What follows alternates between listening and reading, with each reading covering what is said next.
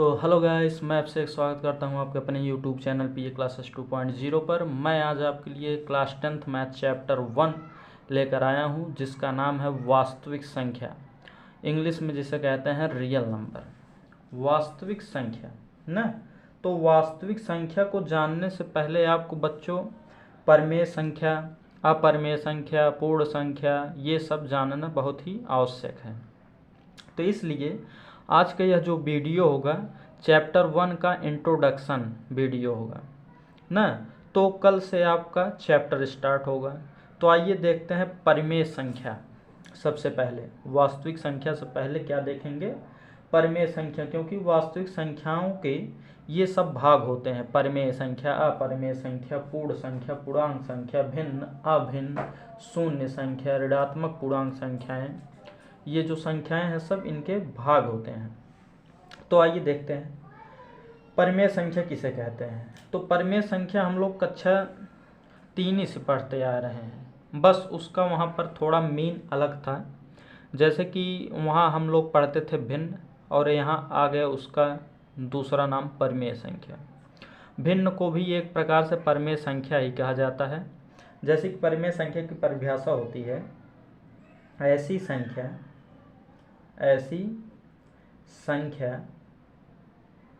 जिसे हम P/Q के रूप में व्यक्त कर सके या लिख सके,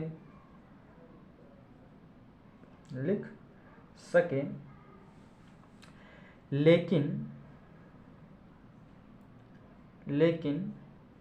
Q does not equal to zero.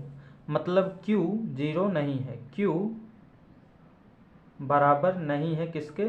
Zero के। बात वही है जहाँ Q does not equal to zero. और P तथा Q एक पूर्णांक संख्याएं हैं। तो देखिए दोस्तों, ये मानी बात नहीं है कि यहाँ P और Q ही रहे ना। आप अपने हिसाब से चाहे जो आपको अच्छा लगे वही लिख सकते हैं। जैसे x/y, a/b, c/d, w/x, n/n ना, n/p, चाहे जो आप लिख लें। वो तो ये अच्छा लगता है बोलने के लिए, इसी सभी लोग P/Q का प्रयोग करते हैं। तो P और Q पूर्णांक हैं, Q कभी भी ज़ीरो नहीं हो सकता ना। अगर इसका दूसरा परिभाषा हम लोग देखें तो दूसरा परिभाषा बनता है जिसे हम अंश बटे हर के रूप में लिख सके, उसे परिमेय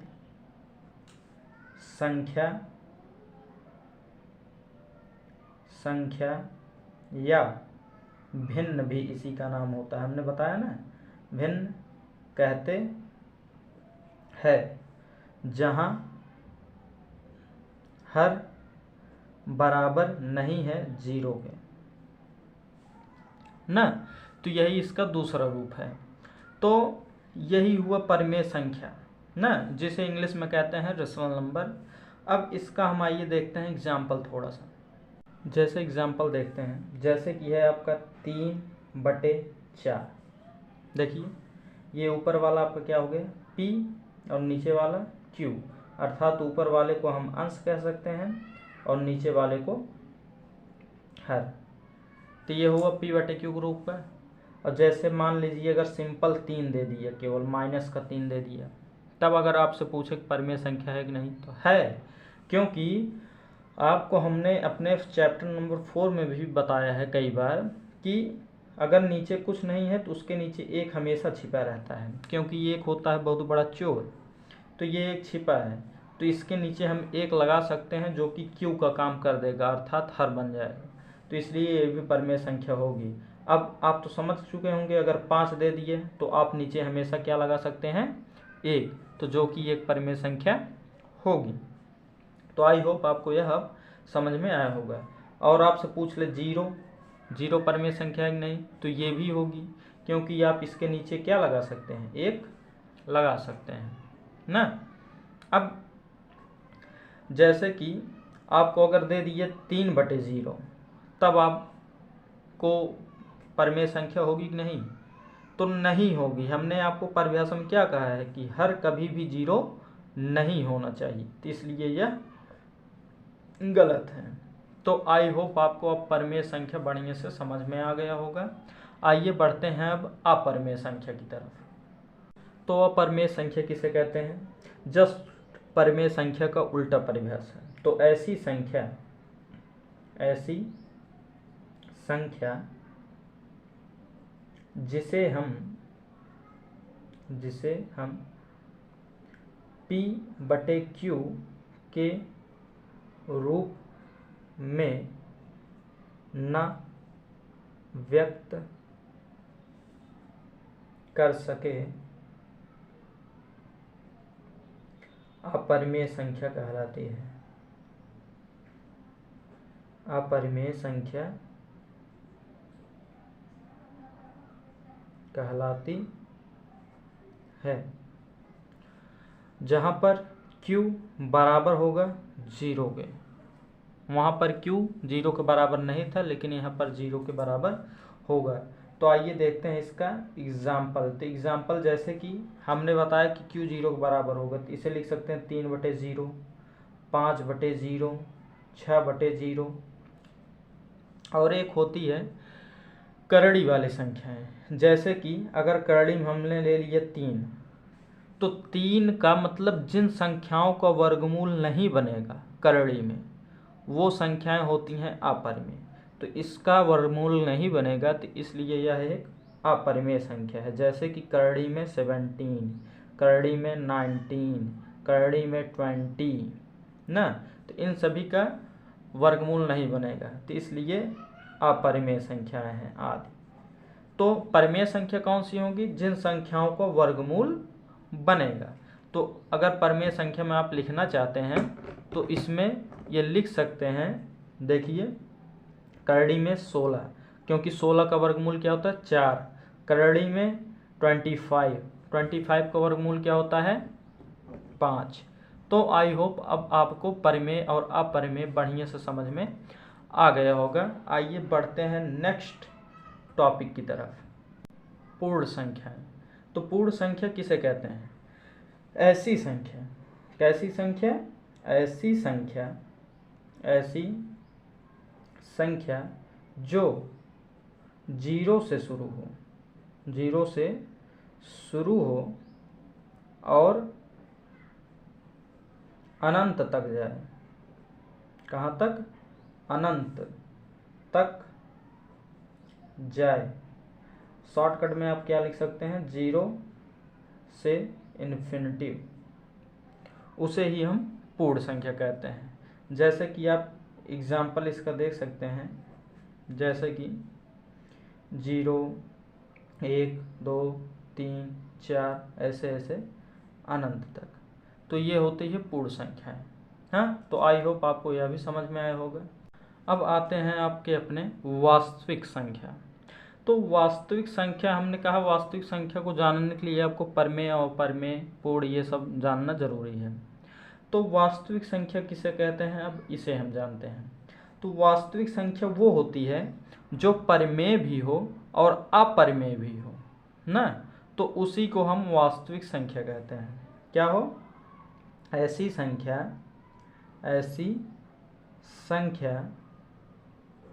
जो वास्तविक, ऐसी संख्या जो परिमेय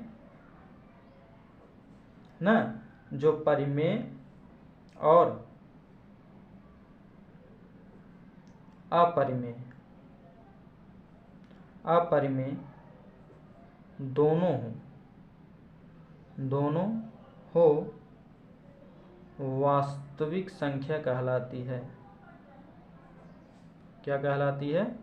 वास्तविक संख्या कहलाती है। अब जैसे कि आप अब अपने मन में एग्जाम्पल तो बना ही सकते हैं, क्योंकि आपने परिमेय और अपरिमेय पढ़ लिए, इसीलिए वास्तविक संख्या को बताने से पहले हमने परिमेय और अपरिमेय के विषय में आपको बढ़िया से बताया। तो जो परिमेय हो अपरिमेय, तो परिमेय है 3/4, 4/6, -6, 0, 1 ना, करड़ी में 16, करड़ी में 16, करड़ी में 3 ये अपरिमेय है, करड़ी में 4 ये भी परिमेय है, करड़ी में 6 ये अपरिमेय है। तो जो परिमेय हो और अपरिमेय हो उसी को कहते हैं हम वास्तविक संख्या। तो आई होप आपको यह भी बढ़िया से समझ में आया होगा। आइए हम देखते हैं पूर्णांक संख्या किसे कहते हैं। पूर्णांक संख्याएं क्या होती हैं? पूर्णांक संख्याएं वे संख्याएं होती हैं जो धनात्मक भी हो ना। पूर्णांक संख्या ध्यान समझिएगा, जो धनात्मक भी हो, ऋणात्मक भी हो और उसमें एक शून्य भी शामिल कर दिया जाता है, तो उसी को हम कहते हैं पूर्णांक संख्याएं ना। पूर्णांक संख्या की परिभाषा अगर लिखनी हो तो ऐसी संख्या, कैसी? ऐसी संख्या जो धनात्मक,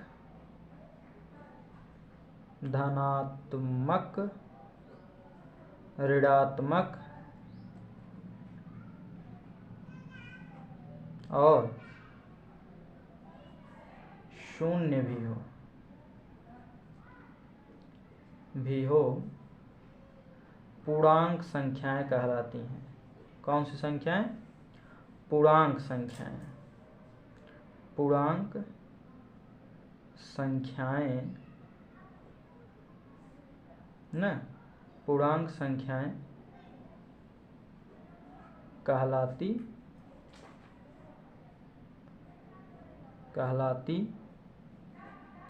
है।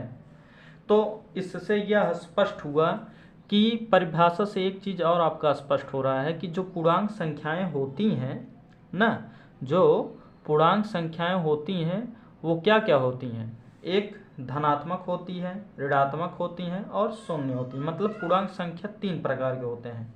कौन कौन से? पहला धनात्मक, कौन सा?